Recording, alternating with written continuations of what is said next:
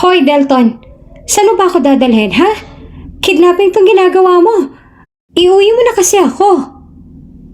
Malakas na sabi ni Wei kay Delton habang naroon sila sa loob ng sasakyan ng binata.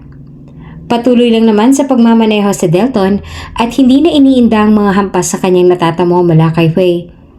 Ang tanging focus na ngayon ni Delton ay ang makatakas sa sindikatong humahabol sa kanila.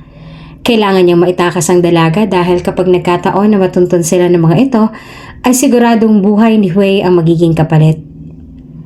Tumahimik ka nga muna kahit sandali lang. Nawawala ako sa focus ng dahil sa iyo eh. Gigil na sagot naman ni Delton. Habol naman ang hininga ni Wei dahil sa kapapalo niya kay Delton.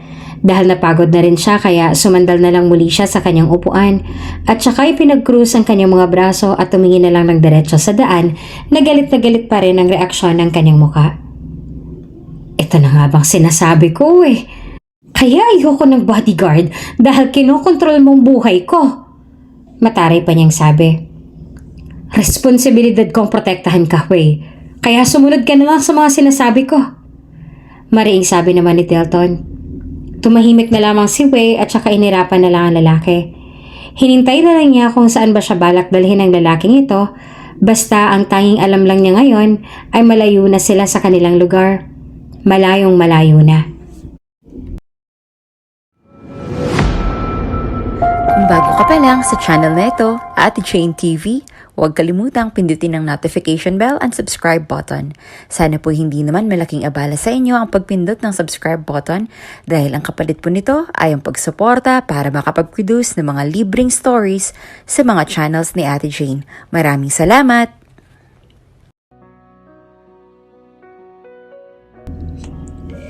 Kilalang mayaman, makapangyarihan. Ilan lamang yan sa mga katangian na tinitingala ng mga ordinaryong tao, maging ng mga kapwa nila negosyante, ang Chan family. Sila lang naman ang nagmamay-ari ng malalaking mga azukarera sa buong bansa. Sila rin ang nagpapatakbo at nagmamay-ari ng ilang mga sakahan, resorts and subdivisions, at silang nangunguna ngayon sa ranking ng mga business tycoons. Isang magaling na businessman talaga si Mr. Chan, kaya naman maraming humahanga sa kanya. Gano'n na rin ang mga naiinggit sa kanya. Ilang dekada na nga silang namamayagpag sa kanilang trono at ni isa sa mga negosyanteng kasabayan nila ay wala pang nakakapantay o nakakahigit man lamang sa kanilang legasiya. Meron silang nag-iisang anak na babae na nagngangalang Wei. 23 anyos na ang dalaga ngunit sa edad niya yon ay tila wala pa rin muwang sa mundo. Wala pa rin alam gawin sa buhay, maliban sa paglulustay ng pera at pagpa-party-party gabi-gabi. Ni hindi nga siya makatulong ng kanyang mga magulang sa kanilang mga negosyo at puro barkada na lamang ang inaatupag. Wei, may event tayo next week at gusto kong makisama ka. Isang tabi mo muna yung katigasan ng ulo mo. Wika sa kanya ni Mrs. Chan habang sabay-sabay pinagsasaluhan ang kanilang hapunan. Napahinga na naman ng malalim si Wei at saka sumandok na muli ng kanin. Padalawang bulos niya na iyon at ang kanyang figura ang pinaka-iniingatan ng kanyang ina. Mahinang tinapik ni Mrs. Chan ang kamay ni Wei kaya napaurong na rin ang kamay nito. Ouch! I'm still hungry, Mom. Payagan mo na ako kahit 1 scoop na lang oh. Pakiusap naman ni Wei sa kanyang ina. No? Alam mo namang strict tayo pagdating sa figure at ayokong tumaba ka. Strict ang sagot naman ng kanyang ina.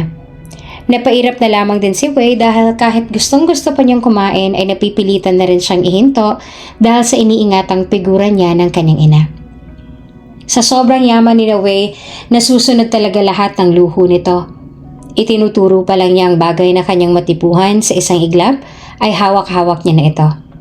Ano man ang maisip ni Wei, bawat pitik ng kanyang daliri sa hangin ay napapasa kanya kaagad iyon na parang isang magic at walang kahirap-hirap. Yun nga lang, sa kabila ng kanilang katanyagan at kapangyarihan, hindi sila makapamuhay ng payapa, lalo pa nang magkaroon ng banta sa kanilang buhay. Sa dami ng kanilang karibal sa negosyo ay hindi nila malaman kung sinong nagtatangka sa kanilang mga buhay. Kaya naman mas nagtriple pa ang seguridad ni Mr. Chan para sa kanyang mag-ina. Samantala, dumating na rin ang biggest event ng mga Chan. Doon ay ipapakilala ang kanilang mga bigating investors at itatampok ang mga organisasyon at programa na kanilang nagawa sa loob ng 2 dekada. Anibersaryo nga ngayon ng kanilang korporasyon kaya sadyang naimbitahan ang mga pinakamalalaking pangalan sa business world. May mga politika rin at mga artista na guests din nila sa gabing yon. Wei, are you ready? The party's about to start. Sabi ng kanyang ina habang inaayos ang bahagya ang kanyang buhok sa harapan ng salamin. In a minute, Mom! Sabi naman ni Wei. Bahagi ng buhay ng mayayaman ang mga mayat-mayang events at dito na rin umiikot ang buhay ni Wei. Kahit na boring na siya sa mga ganitong pagsasalo, ay kailangan pa rin niya maging formal at harapin ang bawat malalaking tao na makakasalamuhan niya. She's a Chan, kaya malaking respeto na nakukuha niya kesa sa iba. Habang karugtong ng pangalan niya ang apelidong yon. Kailangan niyang panindigan at pangatawanan ang bawat iuutos sa kanya ng mga magulang dahil wala pa ni isang nakakapagpabagsak ng kanilang sinimulang legasiya. Nang gabing yon ay halos ang mga tiyan na lamang ang hinihintay. Lahat ng matatanaw sa event center na yon ay talagang mamahalin at bawat gamit ay may halaga. Maging ang ayos ay hindi mo mapupulaan kahit na pahaging man lang. Ang mga ganitong event ay para lamang talaga sa mga mayayaman at malaking halaga ng buhay. Naroon ang lahat ng bisita. Pagkabukas ng malaking pinto kasabay ng pag-announce ng host sa mga tiyan ay sinalubong na sila ng masigabong palakpakan ng mga naroroon. Kaliwat kanan ang kislapan ng mga flash ng mga cameras ng media habang binabaybay ng mga tiyan ang mahabang pulang carpet patungo sa may entablado. Lahat ay tuwang-tuwa sa pagdating nila. Lahat ay nakangiti, ngunit hindi masasabing lahat talaga ay nagagalak. Sa bawat ngiti ng mga taong yon ay may ilang masasabi mong peke na tila pagpapanggap lamang sa kanyang emosyon ang ipinapakita. Nang makarating na sila sa itaas ng entablado, ay doon ipinakilala na sila na puno ng pagmamalaki at pagtingala. Halos lahat sila doon ay humahanga sa mga tiyan, lalong-lalo na kay Mr. Chan na talaga namang pinakamagaling na business tycoon sa lahat. May mga estratehiya siya na siya lamang nakakaalam at ang kanyang mag-ina. Wala siyang ibang pinagsasabihan kahit pa ang mga naging business partners niya na. Magaling talaga at walang katulad kaya hindi na sila nag-atubili pa na ikumpara ito sa iba. Thank you to each and every one of you for being here with us tonight. We are very pleased to be able to welcome those of you that have been with us for a long time now, as well as those who are new to my business. I hope you all enjoy the whole night as we still have a lot of surprises and good news for all of you. Thank you. Opening speech ni Mr. Chan. Ibubuka pa lang ng tycoon ang kanyang bibig ay humahanga na kaagad sila. Ultimo nga siguro hininga ng mga ito ay bibigyan na din ng halaga kapag may gustong bumili nito. Sa kabilang banda ay nagsisimula na rin ang party. Nagkakasiyahan ang lahat at kanya-kanya na sila nagpa-picture sa mga Chan. Habang si Wei naman ay naroon sa may buffet table at sinasamantalang pagkabisi ng kanyang mga magulang. Ayaw niyo akong pakainin kagabi Pwes, ngayon ako babawi. Wika ni Wei sa kanyang sarili at saka kumuha na ng plato at nagsimula ng sandukin ng mga pagkaing natitipuhan niyang kainin. Kain lang siya ng kain at walang pakialam sa mga makakakita sa kanya. Nginititian niya lang ang mga ito kapag napapatingin sa kanya. Hanggang sa umagaw sa kanyang atensyon ng isang lalaking naka-all black tapos nakasombrero din ng itim. Napakunot ang noo ni Wei habang napapatingin sa kahinahinalang lalaking yon. Ipinagpatuloy lang niya ang pagkain at hindi nagpahalata sa lalaki na inoobserbahan niya ang bawat kilos nito. Nagtungo ang lalaki sa may blankong table at doon umupo. Wala na talagang makakapansin sa kanya lalo pat may kanya-kanya ng agenda ang bawat isa. Nanliit naman ang mga mata ni Wei nang masipatan niya na para bang may inilalagay ito sa ilalim ng mesa. Nang matagumpay niyang nailagay iyon ay mabilis na kaagad umalis ang lalaki. Sa pagkakataong yon ay ibinabana ni Wei ang kanyang kinakain at kahit nga muwal pa ay sinubukan pa rin niyang habulin ang lalaki. Ngunit sa kasawiang palad ay hindi niya na ito naabutan pa. Natatakot naman kasi siyang sumigaw o gumawa ng iskandalo dahil baka mamaya ay mali pa lang iniisip niya. Mapapagalitan pa siya ng kanyang ama't ina. Kaya naman nagpatulong na lamang siya sa isa sa mga bodyguards ng kanyang ama upang i-check kung ano yung inilagay ng lalaki sa ilalim ng mesa. Kuya, can you please check something under that table? I saw a suspicious guy earlier at may nilagay siya dyan sa ilalim. Check it! Bilis! Mahinang sabi ni Wei sa bodyguard. Kaagad namang tinungo iyon ng lalaki at saka marahang sinilip ang tinutukoy ng babae. At sa sandaling yon ay humingi na ng backup ang bodyguard sa iba pa dahil ang bagay na nilagay doon ng lalaking sinasabi ni Wei ay isang time bomb. Kailangan ko ng backup. May bomba dito sa loob. Huwag hayaang magpanik ang lahat. Miss Wei, kayo na pong magpaalam sa inyong mga magulang. Kami nang bahala dito sa bomba. Mabilis na kinuha ng lalaki ang bag na naglalaman ng bomba at saka mabilis nang lumabas ng event center. Kumaripas siya ng takbo palayo ng lugar na yon at nagtungo sa isang malawak na talahiban at doon iniwan ang bomba. Katulad naman ng inuutos ng lalaki kay Wei, ay madali na siyang nagtungo sa kanyang mga magulang. Excuse me, padaanin niyo ako. This is important. Hindi niya nga mahawi ang kanyang daraanan patungo sa kanyang ama at ina sa dami ng mga bisita. Namumutla na nga si Wei at abot-abot ang kanyang kaba. Pinilit pa rin niyang makagalaw kahit na nanginginig na ang kanyang mga tuhod. Sa katunayan ay hindi ito ang unang pangyayari na magkaroon ng banta sa buhay nila. May pagkakataon pa nga na nakipagpalitan ng putok ng baril noon ang kanilang mga bodyguards at sa kabutihang palad ay naipakulong ang may sala. Ngunit ngayon ay naulit na naman kaya laging naiisip ni Wei na hindi rin masayang maging mayaman. Ilang sandali pa ay nakarating na rin si Wei sa kinaroroonan ng kanyang ama at ina. Mom? Dad? Malakas itong sabi. Napatingin kaagad ang mag-asawa sa kanya dahil sa lakas ng kanyang boses na iyon. Wei, what's wrong? Bakit ka sumisigaw? Kunot na ang tanong ng kanyang ina. Pagagalitan na sana siya ng kanyang ama sa pag-aakalang gumagawa na lamang siya ng eksena. Wei, ano na naman tong palabas mo? Mariing tanong ni Mr. Chan na halatang nagpipigil lamang. Pinagpapawisan na nga ang dalaga dahil hindi niya alam kung paano ipapaliwanag ang nangyayari sa mga ito. Ngunit kung hindi siya magmamadali, baka maunahan pa siya ng bomba na sumabog, kaya sinabi niya na sa mga magulang kanya nakita. Dad, may bomba! May bomba! Nakuha ng isa nating bodyguards at itinakbo niya na sa labas. It's a time bomb! Hindi niya na sinabi pa kanina dahil baka magpanik ang lahat at sigurado ako maya-maya pa. Bago pa man niya matapos ang babae sa kanyang sasabihin, ay sumabog na ang bomba at sa kabutihang palad ay wala itong napinsala dahil narespondihan kaagad ng mga bodyguards. Nagulat naman ang mga tao sa naging malakas na pagsabog na iyon kaya inagaw na kaagad ni Mr. Chan ang atensyon ng mga tao at doon sa mic nagsalita. Everyone, don't panic. Everything is under control now. Please don't panic. Anas na siya sa mga bisita. Panay pa rin ang bulungan ng mga tao roon hanggang sa mapagpasyahan na ng mag-asawang Chan na ihinto na muna ang kasiyahan at paalisin na muna ang mga bisita. Nang makauwi sila sa kanilang mansyon, ay doon na ipinaliwanag ni Wei ang kanyang nakita. Kanina, habang nasa buffet area ako't kumakain, I saw a suspicious man holding a black bag. At iyon nga nakita ng bodyguard. Doon siya umupo sa may table na walang tao. Hindi niya napansin nakatingin ako dahil nakatalikod naman siya sa akin. Hinintay ko kung ano bang pakay niya dahil sa lahat ng nandun, ay siya lamang nakasuot na parang pambahay. Tapos nakasombrero pa at nakamask. Nung pagtalikod niya at akmang aalis siya, doon pa lang ako nahimasmasan at sinubukan ko siyang habulin na hindi magpapanik ang mga tao.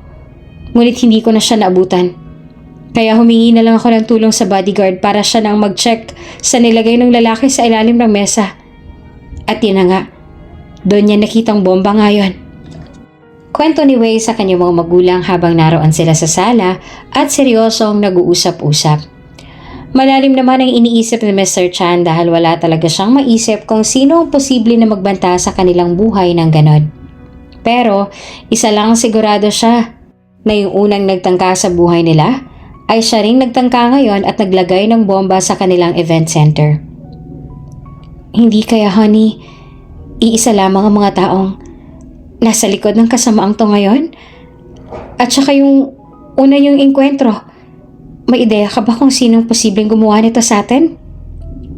Nag-aalalang tanong naman ni Mrs. Chan. Diretso lang ang tingin ni Mr. Chan na may nanilisik na mga tingin. Wala akong maisip kung sinong pwedeng gumawa nito sa atin. Wala naman tayong kaaway. At wala rin naman tayong pinakitaan na masama. Isa pa'y halos lahat naman sila nakangiti sa atin sa tuwing makikita tayo. Maliban na lang sa nag-iisang dahilan. Sabi ni Mr. Chan. Nagtanong naman kaagad si Wei.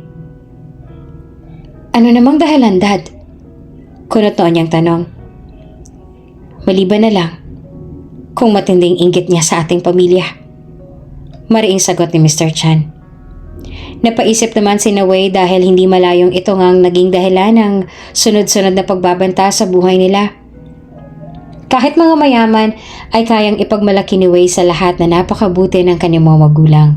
Kaibigan nila ang lahat at tumutulong sa mga mahihirap kahit na walang paparazzi o kamera na nakatingin. Estrikto at estrikta lamang talaga. Ngunit pagdating sa magiging magulang ng mga ito at pakikipagkapwa-tao ay wala siyang masasabi sa mga ito. Samantala, ilang linggo na rin ang nakakalipas matapos ang insidenteng yun na nangyari sa kanilang event center. Hanggang ngayon nga ay laman pa rin yun ng mga balita sa tabloid at telebisyon. Ilang beses na rin silang nahinga ng panayam sa nangyayaring yon at naging suki na ng mga interview sa iba't ibang TV channels. Mom, pinapatawag daw ako ni Dad? Tanong ni Wei na tila puyat pa dahil inumaga na siya ng uwi dahil sa pagpaparty niya sa bar noong isang gabi. Oo anak, naroon siya sa may beranda. Tugon naman ni Mrs. Chan. Nagtungo na rin doon si Wei kahit pupungas-pungas pa ang kanyang mga mata. Nakakalat pa ang kanyang eyeliner sa gilid ng kanyang mga mata habang nakasuot pa ng pantulog. Dad, pinapatawag mo raw ako? Humihikab na tanong ni Wei habang kinukusot pa ang kanyang mata. Umupo na siya sa may bakanting upuan doon sa tapat ng kanyang ama. Umupo na rin doon si Mrs. Chan. Hindi naman napansin ni Wei na may iba rin pala silang kasama doon. Isang lalaki, si Delton, ang kanyang bagong bodyguard. Wei, alam ko namang alam mo ang mga nangyayaring kaguluhan sa ating pamilya lately. Hindi sapat ang ating mga bodyguards para bantayan tayo 24/7. Lalo pa na may pagkamatigas ang ulo mo. Nating gabi umaalis ka pa rin at nagpa-party pa rin kung saan-saan. Kaya nag-hire ako ngayon na magiging personal bodyguard mo. Siya si Delton. Isa siyang professional na agent at sa ibang bansa pa nag-train. Bungad ni Mr. Chan. Napakunot naman ang noon ni Wei. Ayaw na ayaw niya kasing laging may nakabuntot sa kanya at ang laging katwiran ay kaya na naman niya ang sarili niya. Ngunit dahil nga mas nanganganib ang buhay nila ngayon at hindi alam kung kailan muli aatake ang kalaban, ay minabuti na ni Mr. Chan na ikuha na nga lang ng private agent itong si Wei dahil hindi rin naman nila makokontrol ang katigasan ng ulo nito. Dad, you know I hate bodyguards. I don't need him. Maarte pang sabi ni Wei habang tinitingnan ng masama ang lalaki. Tahimik lang naman si Delton at matikas pa rin ang katawan kahit nakaupo. Simpleng white t-shirt lamang ang suot nito at itim na pantalon. Hindi mo mahahalatang isang agent at mukhang pipitsugin ngunit marami rin itong naisalbang buhay. Wei anak, this time, wag namang matigas ang ulo mo. Alam mo naman na sa bawat paghakbang natin palabas ng mansyon natin, ay kaakibat na rin natin ang panganib. Wala nang kasiguraduhan ng seguridad at kaligtasan natin ngayon. Hahayaan ka namin ng daddy mo na huwag magkaroon ng bodyguard. Kung makikinig ka lang sa amin na huwag nang bumarkada, tumigil na lang dito sa bahay.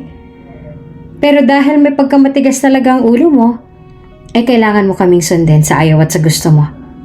Kaya simula ngayon, ito na si Delton na makakasama mo, araw-araw. Para kahit wala kami sa tabi mo, ay alam pa rin namin na ligtas ka. Mahinahong paliwanag naman sa kanya ng kanyang inang si Mrs. Chan. Bumuntong hininga na lamang si Wei dahil alam naman niyang hindi siya mananalo sa mga ito.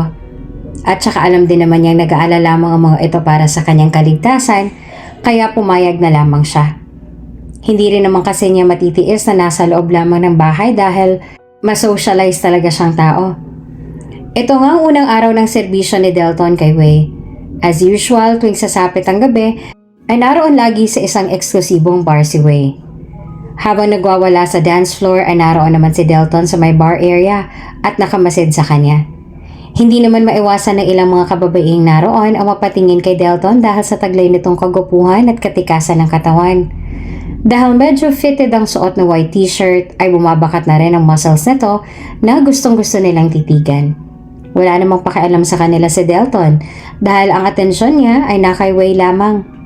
Bilang isang magaling at professional na agent, ramdam na kaagad ni Delton kung may mga taong hindi gagawa ng masama, kaya anumang oras ay lagi siyang nakahanda. Ilang sandali pa habang masayang nagsasayaw si Wei sa dance floor, ay isang lalaki na naman ang unti-unting lumalapit sa kanya. Nasimpanta naman niya ni Delton kaya doon niya finocus ang kanyang tingin. "Get off me!" Iritableng sabi ni Wei sa lalaki na pasingki namang hinawakan ng kanyang balakang. Nahalata naman kaagad ito ni Delton na tila ba hindi na komportable doon sa center stage si Wei kaya naman nilagok muna niyang natitira niyang beer at saka nilapag na sa may table.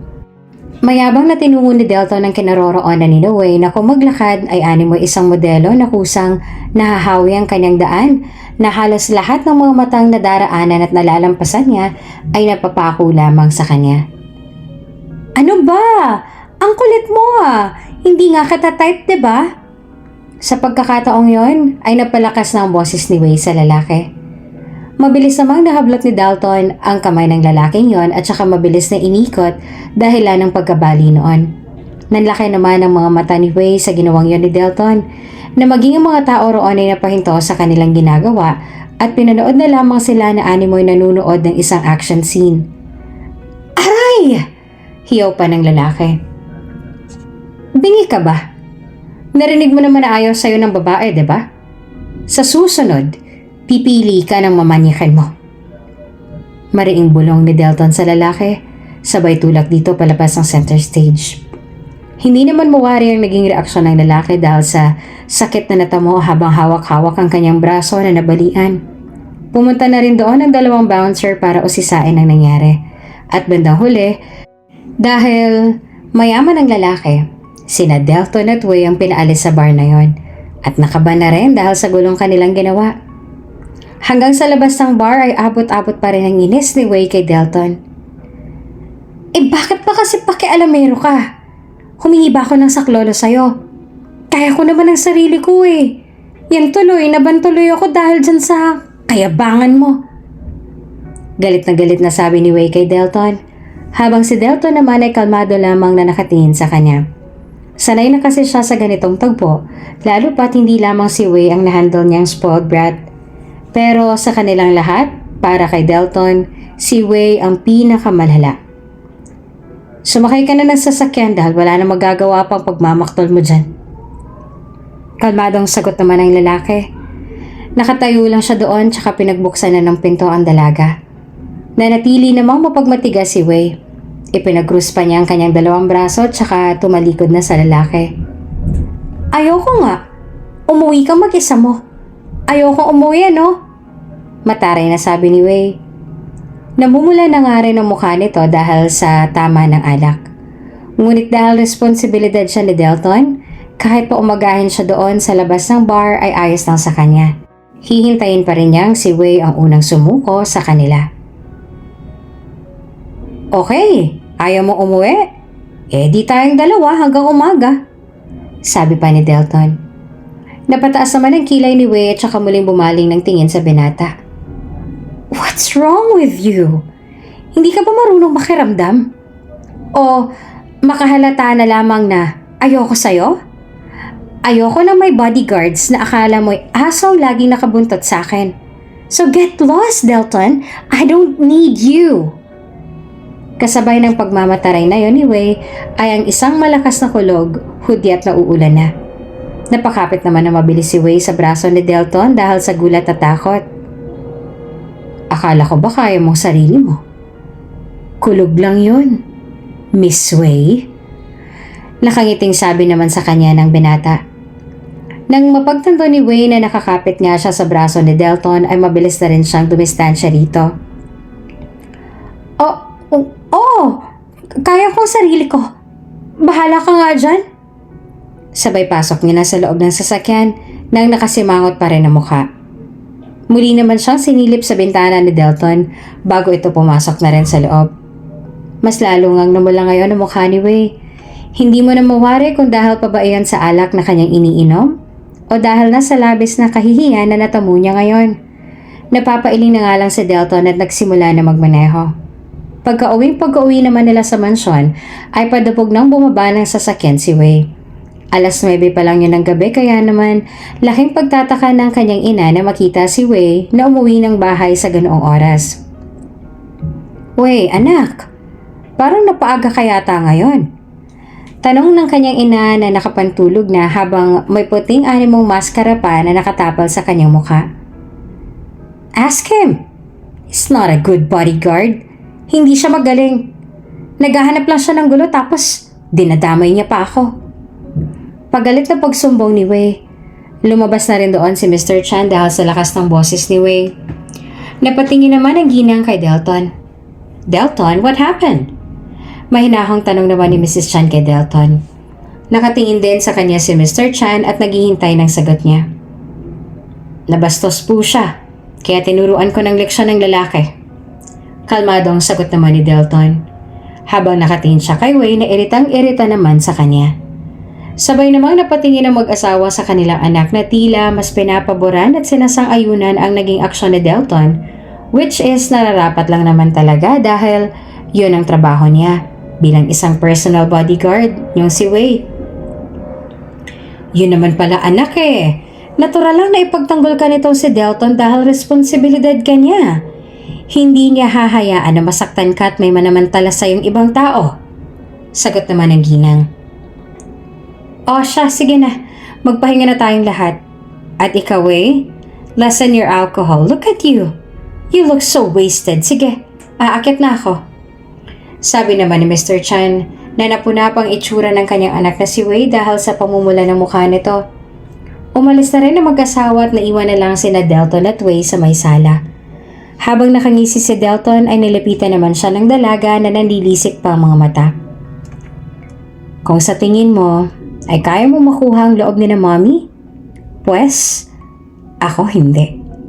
Wala pa rin akong bilib sa'yo." Tatawa-tawa ka pa dyan. Mariin itong sabi sa mukha ni Delton sa mababang tono at saka tumanikod na at padabog nang nagtungo sa kanyang silid. Napailing na lamang si Delton at saka lumabas na lamang ng mansyon. Nang sumunod na araw, muli ay may bar na pinuntahan si Wei dahil nakaba na sila sa isa pa. Sa iba naman siya pumunta. "Pwede bang dito ka na lang sa sasakyan? Napapahamak kasi ako kapag kasama kita eh. Please lang, for once lang." Maarting sabi ni Wei kay Delton na abala naman sa pagpapark ng sasakyan. "Hindi. Hanggang sa banyo susundan kita," sabi nito. Nanliit naman ang mga mata ng dalaga at lalong nainis kay Delton. You're so annoying talaga. Nakakainis." Naiinis niyang sabi. Pinagbuksan na siya muli ng pinto ni Delton at dali-dali nang nagtungo sa loob ng bar. Kahit sa ang bar talaga ay may kakilala itong si Wei dahil na rin sa kilala talaga ang pamilya niya. Kahit mayaman ay wala siyang maituturing na tunay na kaibigan dahil na rin sa pagkapribado ng kanyang buhay. Makapag-party-party lang siya ay okay na. Bumungad na muli sa kanilang makakapal na usok na dulot ng sigarilyo at mga babae at lalaking nagsasayawan na sa dance floor. Kumuha na rin si Wei ng kanyang maiinom at nagpunta na rin sa may center stage. Sinasabayan niya na ang beat ng DJ na halos luhod samba niya na itong purihin dahil sa galing nitong mag-DJ na halos paborito niya lahat ng mga ginamit na kanta. Napatingin naman siya kay Delton na kasalukuyan ding nakatingin sa kanya. Ine-enjoy lang nito ang kanyang beer habang pinapanood ang babae sa pag-indayog sa center stage. Tila naman may dalang pang-aakit ang mga tingin na iyon ni Wei kay Delton na kumakagat-kagat pa sa kanyang pang-ibabang labi. Bilang lalaki, napaka-imposible talaga na hindi ka mahulog sa taglay na karisma nitong si Wei. Kahit na may pagkamataray ay talagang kahali-halina pa rin ang kagandahan nito. At aminado naman si Delton na nabibigani rin siya sa angking ganda at karisma ni Wei. Ngunit, hindi dapat siya magpadala dito. May tungkulit siya At dapat doon lamang siya mag-focus at hindi sa mapanlinlang na kagandahan nitong si Wei. Bago pa man tuluyang mahulog si Delton sa angking mahika nitong si Wei, ay tumayo muna siya sandali at iginala ang kanyang paningin sa paligid. Sa paggala ng kanyang mga mata ay nasimpatan naman niya ang isang lalaki na naka-jacket na itim at sombrerong itim. Nang sundan niya ang direksyon ng tingin ng lalaking yon, ay doon niya napagtantong si Wei ang tinititigan nito. Doon siya nakaramdam ng kakaiba nang biglang bumunot ng kung anong bagay ang lalaki sa loob ng kanyang jacket. Biglang nag-lights off bilang bahagi ng party na yon. Naudlot ang maitim na balak ng lalaki kay Wei na babarili na sana siya kanina. Mabilis namang nagtungo si Delton sa kinaroroonan ng dalaga para itakas ito habang madilim pa ang paligid. Tinakpan niya ang bibig ng babae para hindi marinig o mahalata ng kahinahinalang lalaking yon ang ginagawa nilang pagtakas. Panay naman ang pagpupumiglas ni Wei. Ano pang ginagawa mo? Pigil nitong tanong habang nakatakip pa rin ang kamay ni Delton sa kanyang bibig. Nahihirapan sila ngayong makalabas dahil marami nang nakaharang sa entrance, ngunit dahil kinailangan na nila makaalis doon, ay binanggana nila ang mga taong madaraanan nila. Tumahimik ka na lang, maring sabi naman ni Delton sa mababang tono. Ilang minuto rin bago sila nakalabas ng bar at sakto namang bukas ang ilaw at muli tumugtog na ang malakas na tugtugan at sayawan. Nakasakay na rin sa sasakyan sina Delton at Wei habang ang kahinahinalang lalaki ay nasa loob pa rin ng bar at hinahanap pa rin si Wei. Wala siyang kamalay-malay na naitakas na ito ni Delton. Hoy Delton! Saan mo ba ako dadalhin, ha? Kidnapping tong ginagawa mo. Iuwi mo na kasi ako. Malakas na sabi pa ni Wei kay Delton. Patuloy lang naman sa pagmamaneho sa Delton at hindi niya iniinda ang mga hampas sa kanyang natatamo mula kay Wei. Ang tanging focus lang ngayon ni Delton ay ang makatakas sa sindikatong humahabol sa kanila. Kailangan niyang maitakas ang dalaga dahil kapag nagkataon na matuntun sila ng mga ito, ay siguradong buhay ni Wei ang magiging kapalit. Tumahimik ka nga muna kahit sandali lang. Nawawala ako sa focus ang dahil sa'yo. Gigil na sagot naman ni Delton. Habol naman ang hininga ni Wei dahil sa kapapalo niya lang kay Delton. Dahil napagod na rin siya kaya sumandal na lang muli siya sa kanyang upuan at saka ipinag-cruise ang kanyang mga braso at tumingin na lang ng diretso sa daan na galit pa rin ang reaksyon ng kanyang mukha. Ito na nga bang sinasabi ko eh. Kaya ayoko ng bodyguard dahil kinokontrol mo ang buhay ko. Lagi na lang ganito. Mataray pa niyang sabi. Responsibilidad kong protektahan ka, Wei.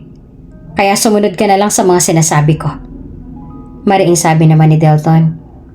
Tumahimik na nga lang si Wei at saka inirapan na lang lalaki. Hinintay na lamang niya kung saan ba siya balak dalhin ang lalaking to. Basta ang tanging alam na lang niya ngayon ay malayo na sila sa kanilang lugar. Malayong malayo na. Hinto mo sa sakyan. Malakas na utos ni Wei kay Delton habang si Delton naman ay patuloy lang na nagmamaneho. 10 oras na rin yun ng gabi kaya talagang madilim na ang daan. Ano ba? Bingi ka ba? Sabi ko ihinto mo ang sasakyan eh. This time ay mukha na talagang seryoso si Wei. Huwag ka ngang makulit. Nadjijingle ako, ano titiisin ko? Gusto mo bang dito ako magkalat sa sasakyan? Sambit ni Wei. Tumingin muna si Delton sa side mirror upang masiguro na walang nakasunod sa kanila.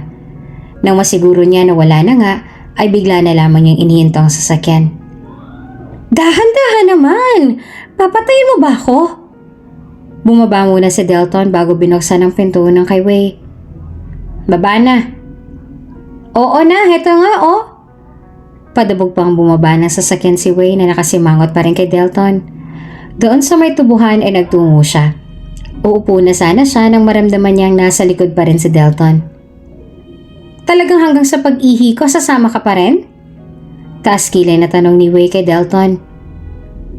Naninigurado lang ako na hindi mo ako tatakasan o ligtas ka. Sagot naman ni Delton. Wow! Iihi lang ako, Delton. At paano naman ako makakatakas sa isang tulad mo na halos bantayan na pating pag-ihi ko? Basta umihi ka na. Ang dami mo pang daldal. Eh hindi nga ako makakaihi hanggat nandyan ka. Pagrereklamo pa ni Wei. Bumuntong hininga na lamang si Delton at saka pumikit na lamang. Oh, pipikit na lamang ako.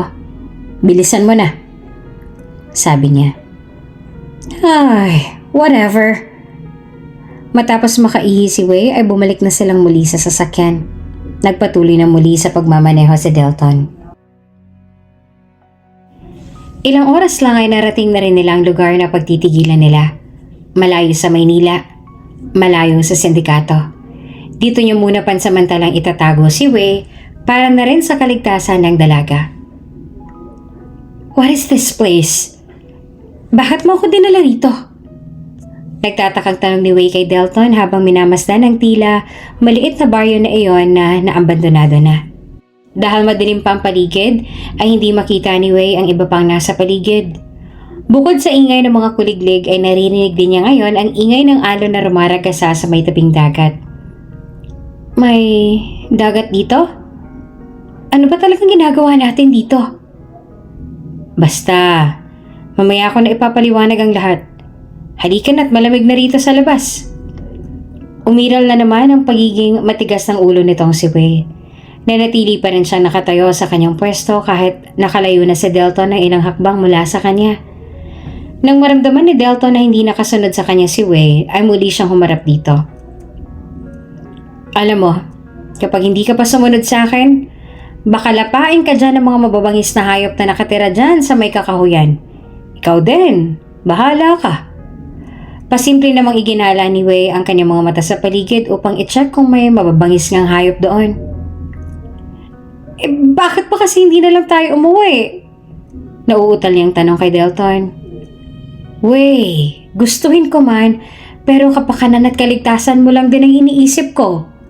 Huwag kang mag-alala, hindi kita sasaktan. Tatawagan ko maya-maya ang mga magulang mo at ipapaalam ko kung nasan tayo. At mamaya, ipapaliwanag ko kung bakit ko ginawa to sa'yo. Magtiwala ka lang, Wei. Wala akong bagay na gagawin na ikakapahamak mo. Halika na. Tila natamaan naman ang kaibuturan ng kanyang puso si Wei sa mga sinabi ni Delton. Tama naman nga. Kaya nga siya naroon ay para iligtas siya sa kapahamakan at hindi ang saktan siya. Kaya naman pumayag na rin si Wei dahil ang totoo ay natatakot na rin siya sa ingay ng mga hayop sa paligid.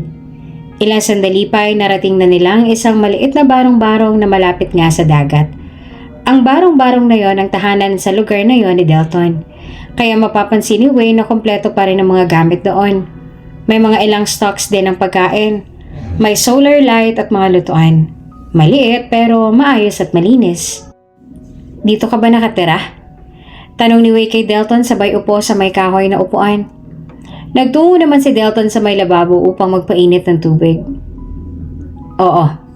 Saglit lang ipagtitimpla kita ng kape. I don't drink coffee. May tsaa ako rito. Gusto mo ba? Alok ni Delton. Yes, please. Tugon naman ni Wei. Maya-maya pa na matapos makapagpakulo ng tubig at makapagtimpla ng tsaa, ay sinamahan na rin ni Delton si Wei sa doon sa may hapag. Oh, thank you. Sagot naman ni Wei tsaka inabot ang tasa ng tsaa. Anyway, bakit na nga ba tayo nandito? Dagdag niya pang tanong. Huminga muna ng malalim si Delton tsaka sinabi na sa dalaga ang tunay na nangyari kanina. Kanina, doon sa bar, panimula ni Delton. Oh, ano meron sa bar? Dugtong naman ni Wei. Bago mamatay ang ilaw, pumukaw sa atensyon ko ang isang lalaki nakasuot ng itim na jacket at sombrero. Natitig na titig sa'yo. Nakasuksok ang isang kamay niya sa loob ng kanyang jacket. At bago mamatay ang ilaw, doon niya nabubunutin ang baril na nakatago sa jacket niya. Pero hindi niya yung nagawang iputok dahil saktong pagkamatay ng ilaw. Kaya mabilis kaagad ako nagtungo sa'yo habang hindi pa naibabalik ang liwanag. Wei, kung delikadong buhay niyo noon, maniwala ka sa akin. Mas delikado ngayon. Matagal na ako sa ganitong serbisyo kaya gamay ko lang galawan ng mga taong halangang kaluluwa. Sigurado akong ikaw ang punteriya ngayon ng mga sindikato. Dahil siguro alam nila na ikaw ang kahinaan ng iyong ama't ina. Pagtatapat naman ni Delton. Bigla namang kinabahan si Wei at nag-alala para sa kanyang mga magulang. Pero paano si Mom and Dad? Dapat dinala mo rin sila dito. Paano kung sila naman ang pagbalingan? Hindi ko makakaya kapag may nangyaring masama sa kanila. Maluha-luha namang sabi ni Wei. Nauunawaan naman yun ni Delton, ngunit para sa kanya, mas maigi kung si Wei muna ang ilalayo dahil iyon din ang utos ng kanyang ama na si Mr. Chan. Masakta na sila? Huwag lang si Wei. Huwag ka na mag-alala. Nakakalat ang iba pang agents na aking kasamahan. Maliit na sindikato lang to kumpara sa mga nakakaengkwentro namin dati. At isa pa, kapag may iniatang sa aming trabaho at tungkulin, sinisigurado namin hanggang sa huli ay ang kaligtasan pa rin ng aming kliyente ang aming prioridad.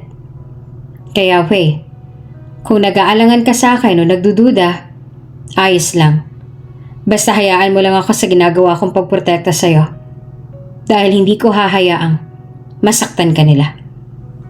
Wika pa ni Delton kay Wei. Tumango na lamang si Wei at hindi na tumugon pa. Ngunit magpaganon pa man ay hindi pa rin buo ang tiwala niya kay Delton. May konti pa rin natitira sa kanyang puso na ayaw niya pa rin tumigil sa lugar na yon. Lalo pat, hindi naman siya sanay mabuhay sa ganoong klase ng pamumuhay. Habang nagpapahinga na rin si Wei, ay naipaalam na rin ni Delton sa mag-asawang Chan ang nangyari kanina. Wala namang alinlangang pumayag ng mga ito sa naging desisyon ni Delton na ilayo na muna si Wei at itago na muna mula sa kanilang mga kaaway at sa mga nagtatangka sa buhay nila. Nang sumunod na araw, nagising na lamang si Wei na wala na siyang kasama doon sa barong-barong. Malaya siyang makakakilos doon dahil malayo naman sila sa syudad kaya siguradong hindi sila matutunto ng mga taong gustong pumatay sa kanila. Napabalikwas kaagad si Wei dahil sa takot na baka iniwan na siya roon ni Delton. Pagkatayo niya, nagtungo kaagad siya sa may bintana at doon dumungaw. Kaharap nga lamang ng bintanang yon ang malawak na asul na karagatan. Natanaw niya doon si Delton na naka-topless na nakatayo at pinagmamasdan lamang ang dagat. Pinagmasdan muna ni Wei ang binata. Hindi niya maiwasang hindi ito pag-isipan ng kung ano-ano, katulad na lamang ng trabaho nito bilang agent. Alam niyang ang ganitong trabaho ay tila maihahalin tulad sa isang inang nanganganak. Nakabuo na sa hukay ang kabilang paa. Hanggang ngayon ay duda pa rin siya sa kakakayahan nito. Kahit pa nailahad na sa kanya ng kanyang ama ang pagiging magaling nito bilang isang secret agent. Hindi naman maiwasan ng dalaga na isipin na baka siguro marami na rin nagbabanta sa buhay ni Delton dahil sa nature ng trabaho nito. Ngunit dahil nga hindi naman ito isang pipitsuging agent lamang, ay nanatili pa rin siya sa trabaho at wala pa rin ni isa ang nakakapagpatumba sa kanya. Sa kabilang banda, lumabas na rin si Wei at tinungo ng kinaroroonan ni Delton. I thought iniwan mo na ako. Bungad ni Wei habang papalapit kay Delton. Napalingon naman kaagad sa kanyang binata at napangisi. Mukha ba talaga akong hindi ka panipaniwala? Tanong naman ni Delton. Kakatapos nga lamang nitong mag-workout at yoga na rin katulad ng palagi niyang ginagawa. Ito ang hindi niya nakakaligtaan tuwing umaga na naging bahagi na rin ng training niya noon. It's been a week and that's not enough for me to trust anyone na kakakilala ko pa lang. Sagot naman ni Wei. Tumango na lamang si Delton. Nauunawaan naman niya ang dalaga dahil hindi naman talaga ganun kadali ang magtiwala kahit na kanino. Lalo pa ngayon sa sitwasyon nila na kahit malapit na kaibigan mo ay kayang-kaya ka ring tuklawin. Nasa harapan o likuran mo man. Nauunawaan ko. Normal lang yan. Pero kagaya nga ng sinabi ko, wala ka matiwala sa akin. Ang mas mahalaga ay maprotektahan pa rin kita. Sagot naman sa kanya ni Delton. Maya-maya pa ay napagpasyahan na rin ni Delton na maghanap ng maaaring makain nila doon sa lugar. May maliit na gubat doon at sigurado siyang marami doong tanim ng mga prutas at gulay. Panay dilata naman kasi nasa kanyang barong-barong kaya naman kailangan niyang maghanap ng sariwa na pwede rin nilang kainin. Pagtalikod ni Delton ay kagad namang sumunod na rin sa kanya si Wei. Hey, saan ka pupunta? Tanong niya kay Delton. Sa gubat, sasama ka ba? Tanong niya habang patuloy pa rin sa paglalakad. Ano naman ang gagawin mo doon? It's dangerous out there kaya. Baka may mga wild animals dyan. Maarte nitong sabi. Kumuha muna si Delton ng plastic at itak na maaari niyang magamit sa pagkuha ng mga prutas at gulay at saka muling humarap sa dalaga. Sasama ka ba o hindi? Kapag nagpaiwan ka dito, wala kang kasama. At saka, baka magtagal din ako doon. Pero ikaw, nasa iyo pa rin. Oo na, sasama na ako. Wala na rin nagawa pa si Wei kundi ang sumama kay Delton sa gubat dahil kung takot siya makakita ng mababangis na hayop doon, ay mas takot naman siyang mag-isa doon sa barong-barong na wala man lang anino ni Delton kaya naman sasama na lang siya kahit palabag yun sa loob niya. Okay, tara. Pasimple na nga lang na napangisi si Delton kay Wei. Sa lahat ng nahandle niya ay tila si Wei na ang pinakamalala sa lahat. Ngunit magpaganon pa man ay wala siyang choice kundi ang pakisamahan ng dalaga dahil na rin sa responsibilidad niyang nakaatang dito. Sa kabilang banda ay nauuna nga sa paglalakad si Delton at nakasunod lamang sa kanya si Wei. Hindi pa man sila nakakalayo ay pinukaw naman ng malakas na sigaw ni Wei ang buong sistema ni Delton kaya naman kaagad itong napalingon sa dalaga. Ew! I hate mud! Gosh! Ew, kadiri! Kasalanan mo talaga to, Delton! Napasigaw si Wei sa kadahilan ng napalubog ang kanyang paa sa malawak na putik kaya naman hindi ito makamayaw sa pandidiri. Bumagsak naman ang balikat ni Delton at saka blanco ang reaksyon ng mukha na tumitig sa dalaga. Ano? Tititigan mo lang ako? Do something! Hindi ko na magagamit ang sandals ko na to. Alam mo ba kung magkano to? Baka nga kulang pa yung sinasweldo mo sa halaga nito eh. Anas ng dalaga. Nakuha pa nga niyang ikumpara ang halaga ng kanyang suot na sandal sa sweldo sa trabaho nitong si Delton. Halika, doon tayo, may malapit na batis dito. Sabi ni Delton. Napataas naman ang kilay ni Wei. So you mean, ilang minutes pang nakadikit ang putik na to sa mga paa ko? Ew, hindi ko kaya maglakad ng ganito, no? I can't. Sa pagkakataong yon ay lumakad si Delton sa tagiliran ni Wei at saka tumalikod at umupo. Nanlaki naman ang mga mata ng dalaga sa ginawang yon ni Delton. What are you doing? Tanong niya kay Delton. Sumakay ka na sa likod ko. Bubuhatin kita. Utos ni Delton. Parang bigla namang nakaramdam ng hiya si Wei sa sinabi niya ni Delton. Nagdadalawang isip pa nga siya kung sasakay nga ba roon sa likod ng binata, ngunit ayaw din naman niyang maglakad nang may putik pa rin ang kanyang paa. Ano, sasakay ka ba o iiwan na lang kita dito?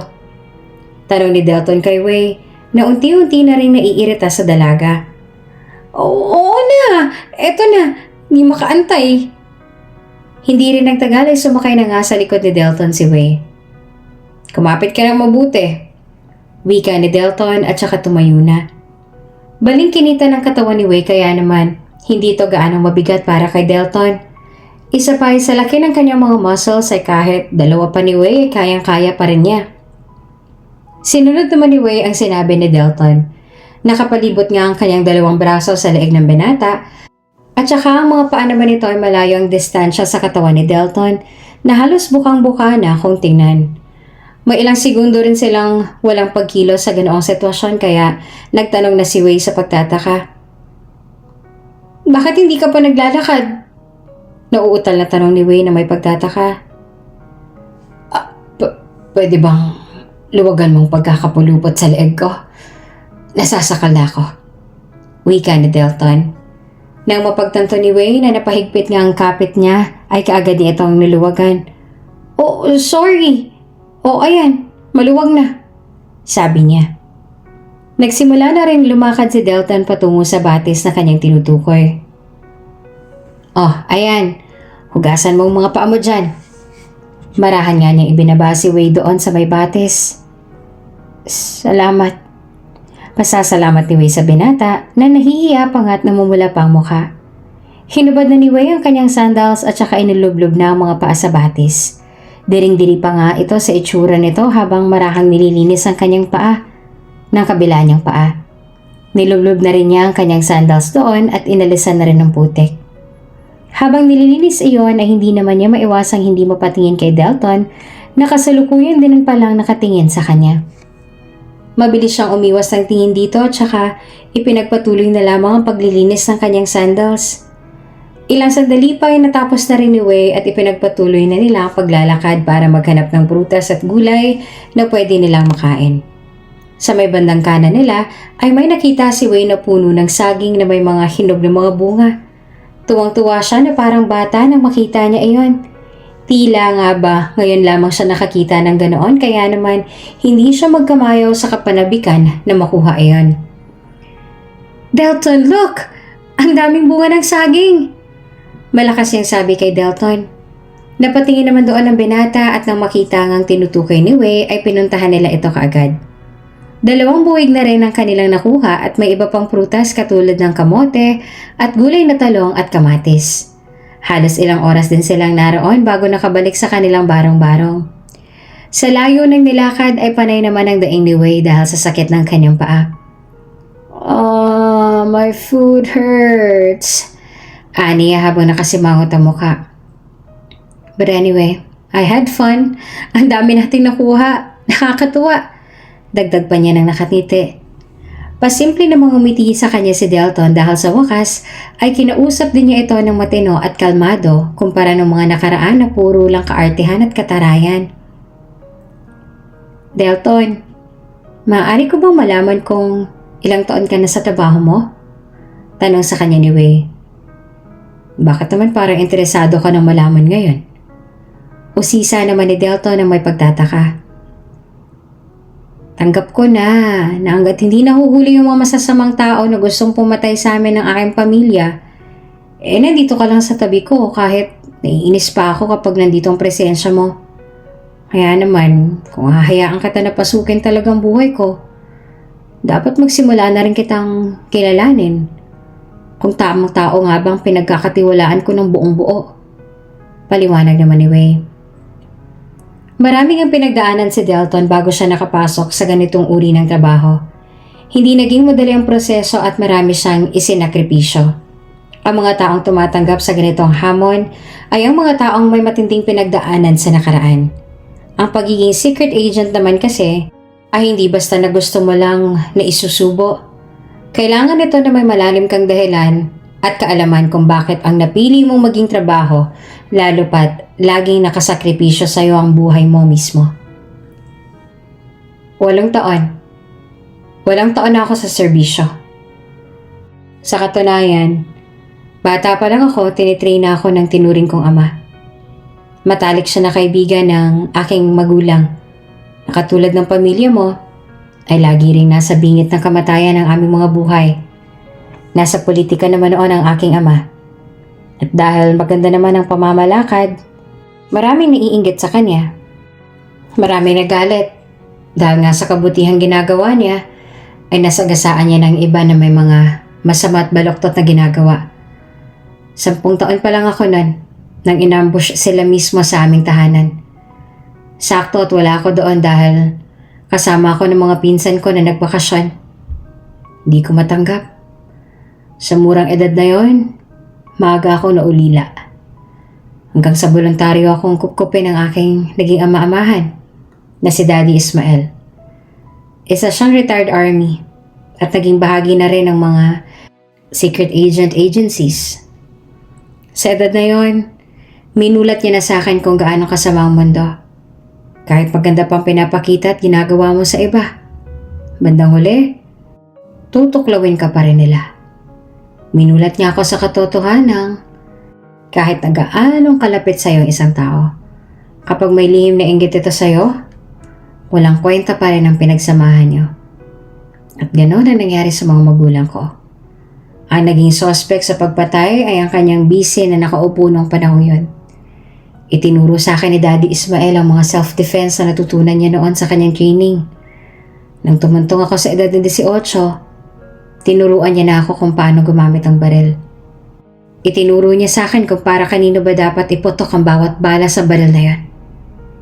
Nang mapansin ni Daddy Ismael ang improvement ko, matapos niya akong idaan sa isang ebalwasyon, ay pinasok niya na ako sa isang secret agency na pinagtatrabahuhan din niya dati. At doon ko nakilala ang iba't ibang tao na may kanya-kanya ring karanasan kung bakit din sila napunta sa lugar na yun. Iisa lang misyon namin, na maprotektahan ng mga inosente at patayin ng mga masasama. Kaya nang kinontak ako ng boss ko dahil nangangailangan daw si Mr. Chan ng isang secret agent, hindi na ako nagdalawang isip na pumayag. Lalo pa nang malaman kong halos kapareho rin ang naging karanasan kong nararanasan nyo ngayon. Tinatanong mo kanina kung magkano bang sinusweldo ko. Masasabi kong oo, mas mahalaga ang sandals mo dahil ni 5 hindi ako tumanggap mula kay Mr. Chan. Dahil ang mahalaga sa akin ay maumpisahan at matapos ang aking misyon sa inyong pamilya na ligtas kayong lahat at ni isa ay walang masusugatan. Poprotektahan ko kayo kahit buhay ko pang maging kapalit. Sa sandaling yon ay hindi naman mapigilan pa ng mga mata ni Wei na mangislap dahil sa mga luhang unti-unting namumuo rito. Sa kabila ng katarayan at kaartehan niya ay bigla siyang nakaramdam ng hiya dahil sa naging dahilan ni Delton kung bakit siya nandito ngayon. Ngayon lang siya nakakilala ng tao na handang ibuwis ang kanyang buhay para lamang iligtas ang kanyang pamilya. Sa kabilang banda ay napaiwas naman ito ng tingin at ibinaling na lamang sa labas ang bintana ang kanyang atensyon. Hindi ko alam. Hindi ko alam na ganyan palang kalalim ang naging karanasan mo maging ang dahilan kung bakit nandito ka ngayon. Kahit ilang beses kitang ipagtulakan, ay nandito ka pa rin. Pinipili pa rin na samahan ako sa kabila ng katigasan ng ulo ko. Bigla akong nakaramdam ng hiya, Delton. Patawarin mo sana ako sa pag-uugaling ipinakita ko sa'yo. Pero katulad nga ng sinabi mo, katulad na nakuha mong aral nang mawala ang mga magulang mo, mahirap na magtiwala sa mga tao kahit pa magandang ipinapakita ng mga ito sa'yo. Kaya, hindi mo ako masisisi kung bakit ayaw na ayaw ko magkaroon ng ibang tao sa buhay namin ng pamilya ko. Dahil hindi malayo na basta na lamang din kaming tuklawin ng mga yon, kung basta-basta na lamang kaming magtiwala kung kani-kanino. At yun ang dahilan ko kung bakit noon pa lang ay sinusubok ko ng tiwala ko sa'yo. Nakikita niyo lang kasi ako masaya. Nagsasaya sa party, nagiinom gabi-gabi pero ang totoo, nababalot na talaga ng takot ang puso ko. Yun lang kasi ang alam kong paraan para pansamantalang makalimot sa takot na yun. Natutroma na ako. Kaya pinipilit ko na gabi-gabi itodo ng saya sa mga bar na napupuntahan ko para pag uwi ko, diretso tulog na ako at wala nang iisipin pa. Grabe na kasi yung takot ko eh. Alam ko sina mommy at daddy, aburido na rin sila. Wala kaming ideya kung sino bang posibleng gumawa nito sa pamilya namin.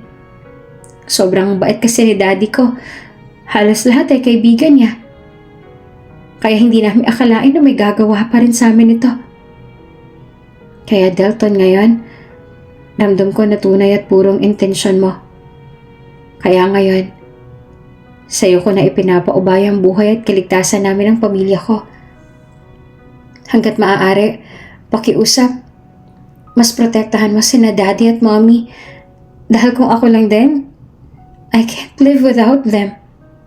I can't, Delton. Sa pagkakataong yon ay tuluyan na nga bumagsak ang mga luha ni Wei na kanina pang gustong kumawala. Takot siya na baka isang araw ay mangyari rin sa kanya ang nangyari sa mga magulang ni Delton.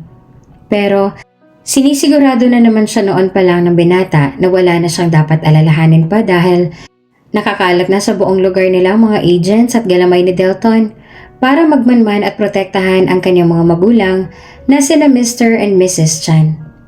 Simula ng araw na yon ay unti-unti na nga silang nagiging malapit sa isa't isa. Mas gumagaan na rin ang loob ni Wei kay Delton at hindi na nagmamataray pa. Minsan din ay tinawagan nila sina Mr. Chan upang kamustahin ang mga ito at sa kabutihang palad naman ay wala namang pagbabantang nangyayari noong mga nakaraang araw. Ngunit pagpaganon pa man ay hindi muna sila magpakampante at papakasiguro dahil tuso ang kanilang kalaban. Mahirap hulaan kung ano man ang susunod na hakbang at kailan aatake. Kaya naman, iniutos pa rin ang mag-asawa kay Delton na huwag munang ialis doon si Wei hanggat hindi pa talaga ligtas doon sa kanila. Delton! Magandang sikat ng araw noon at sa ganong panahon masarap maligo sa batis. May isang buwan na rin yata doon sina Delton at Wayne na nagtatago at wala pa rin kasiguraduhan kung kailan sila makakabalik sa syudad. Tugon naman ni Delton habang nagsisibak ng kahoy. Gusto ko maligo sa batis. Samahan mo naman ako. Yaya niya. Nakasuot lamang si Wayne ng puting sando ni Delton at itim na cycling shorts. Parang handang-handa na nga mag-swimming. Napaiwas naman ang tingin ni Delton.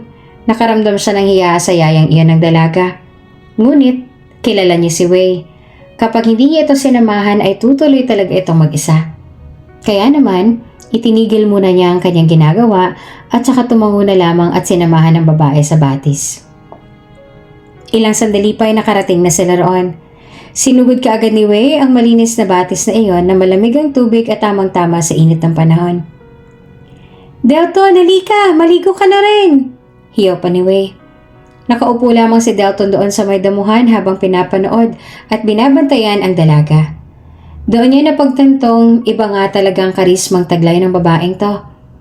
Napakagat siya sa kanyang pang-ibabang labi. Lalo pa nang mapansin niyang wala itong suot na bra kaya bakat na bakat iyon sa suot niyang puting sando lalo pat basa na ito. Otomatikong napaiwas ang kanyang tingin doon dahil isa yung pagkakasala para sa kanya. Sige lang, nakaligo na rin ako. Nauutal na sagot naman ni Delton. Ngunit tila hindi naman kumbinsido ang dalaga. Umahon pa ito at nagtungo sa kinaroroonan ni Delton. Mas lalo namang nahalata ang kurba ng katawan nito, lalong-lalo na ang kurba ng kanyang dibdib. Hindi naman ito ang unang pagkakataon ni Delton na makakita ng ganito. Ngunit tila kay Wei lang siya kinabahan. Halika na kasi! Ayoko naman na ako lang nandun tapos andito ka pinapanood ako. Ayoko may nanonood sa akin paliligo. Katwiran ni Wei at saka hinablot ang kamay ni Delton. Wala nang nagawa si Delton na tila pansamantalang nawala sa kanyang sarili. Oh, di ba? Ang sarap kayong maligo ng may kasama. Ang lamig pa ng tubig kaya ang sarap sa katawan. Sabi pa ni Wei. Nakatitig lang naman sa kanya si Delton. Napapangiti pa ito kaya naman napapakunot ang noon ng dalaga sa pagtataka. Hoy, anong problema mo? Bakit kang umingiti-ngiting mag-isa dyan? Tanong naman ni Wei. Wala. Sagot naman ni Delton sabay hampas sa kanya ng tubig at mumawi din naman kaagad si Wei. Nagmistula silang mga bata na nagtatampisaw at naglalaro sa tubig. Kahit sa konting oras lang na yon ay nakalimutan nilang may pinagdadaanan sila. Sa bawat tawanan at halakak na yon, nakalimutan nila ang kalungkutan at takot. Sa pagbabasa ang iyon ay bahagyang napadikit ang katawan ni Wei kay Delton, dahilan kung bakit napayakap sa kanya ang binata. Nagkatitigan lamang sila ng ilang segundo. Mga titig na punong-puno ng emosyon. Mga titig na tila may nais ipahiwatig. Wala namang ibang tao doon kundi sila lamang. Kaya kung ano man ang gagawin nila doon, ay walang ibang makakakita. Mula sa mga mata, bumaba ang titig na iyon ni Delton sa mga labi ni Wei. At ganun din ang dalaga. Hanggang sa unti-unti na ngang naglapat ang kanilang mga labi. At tuloy na nilang nahalikan ang isa't isa. Mas humigpit pang pagkakayakap ni Delton sa baywang ni Wei at si Wei naman sa balikat ni Delton. Sinundan lang nila ang kilos ng labi ng bawat isa hanggang sa bumaba na ang mga halik ni Delton sa liig ni Wei. Kahit walang salitang namutawi sa kanyang mga labi upang gawin ang bagay na yon, ay tanging puso na nilang nagdesisyon para sundin ang sinisigaw nito sa mga sandaling yon. Marahan silang humakbang patungo sa may damuhan at doon ay malaya nang naihiyaga ni Delton si Wei. Tumitig muna sandali sa kanya si Delton at saka muling hinalikan ang kanyang mga labi. Kahit pagsawain ay walang hindi talaga magsasawa doon si Delton. Gustong-gusto rin naman ni Wei ang ginagawa ng binata sa kanya at siya pa ngang nag-uutos sa lalaki na kung saan ito tutungo sa bahagi ng katawan niya. At sa tahimik at payapang lugar na yon, ay tuluyan na silang nahulog sa taglay nilang mahika at maangkin na ng tuluyan ang isa't isa. Pahapon na rin sila na makabalik sa kanilang barong-barong. Simula na may mangyari sa kanila, naging sweet na rin sila sa isa't isa. Kusa nang hinahalikan ni Wei si Delton at ganoon din naman ang binata sa kanya. Nang nasa pagkainan ay bigla na lamang nag-ring ang cellphone ni Delton. Sandali lang, sasagutin ko lang. Sabi niya kay Wei sabay tayo sa kanyang kinuupuan at saka lumabas. Tumango na lamang si Wei at saka nagpatuloy na sa pagkain. Sa isip niya ay baka sa trabaho lamang yon kaya hindi na siya nag-usisa pa. Nang matapos ang pag-uusap na yon sa kabilang linya ay bumalik na rin sa loob ng barang-barang si Delton.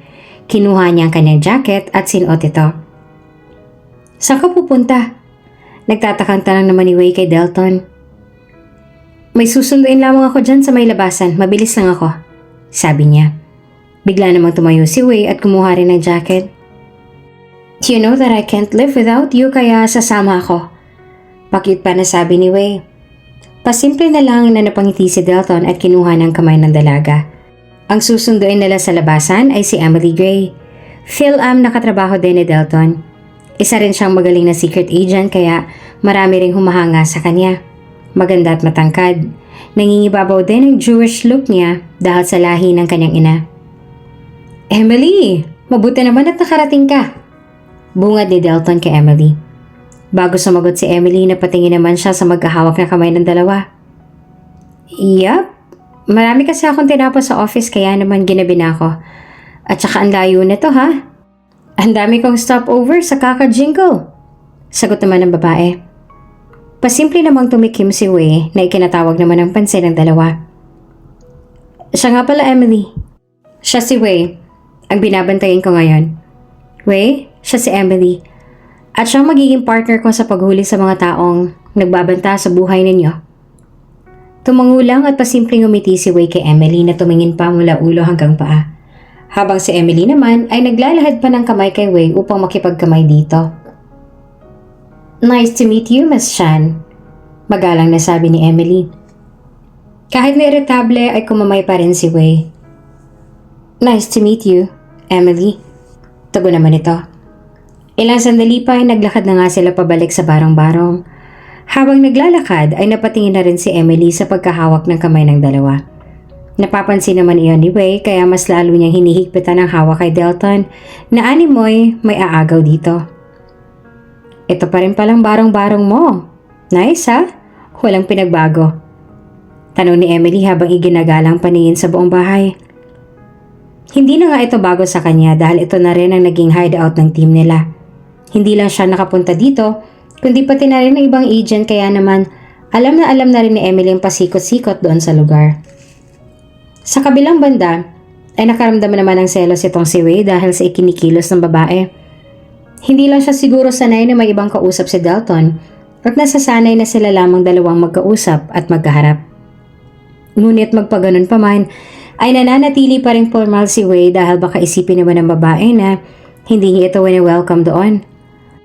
Ano pa bang dapat kong baguhin dito?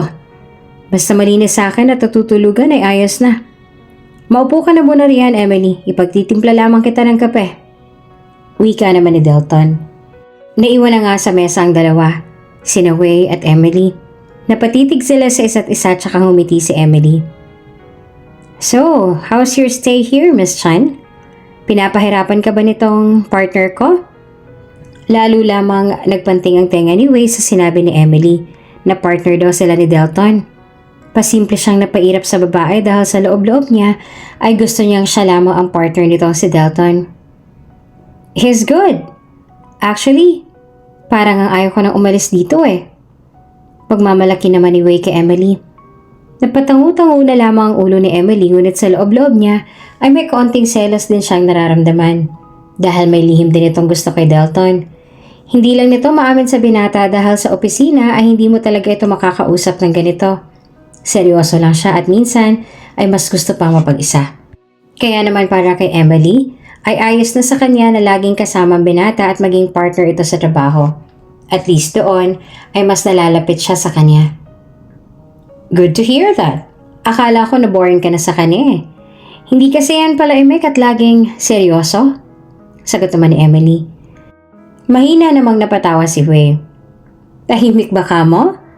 Parang hindi naman. Sambit nito. Napatingin naman si Emily kay Delton na kasalukuyang papalapit na sa kanila. Daladalang kape.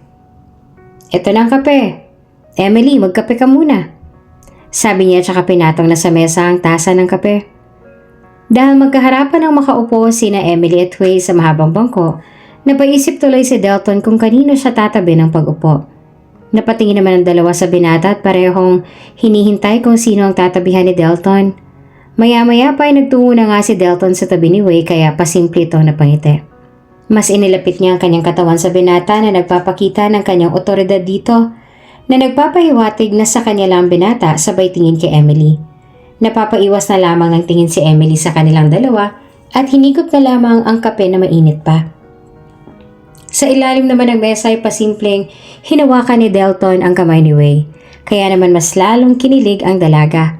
Mas hinigpitan naman ng dalaga ang kapit at di namang pagkakadikit na iyon ang kanilang mga balat. Anyway, Delton, hindi rin naman ako magtatagal dito. I have lot of works to do pa sa opisina. May kailangan lamang tayong pag-usapan patungkol sa... Alam mo na, sabi ni Emily sabay tingin kay Wei.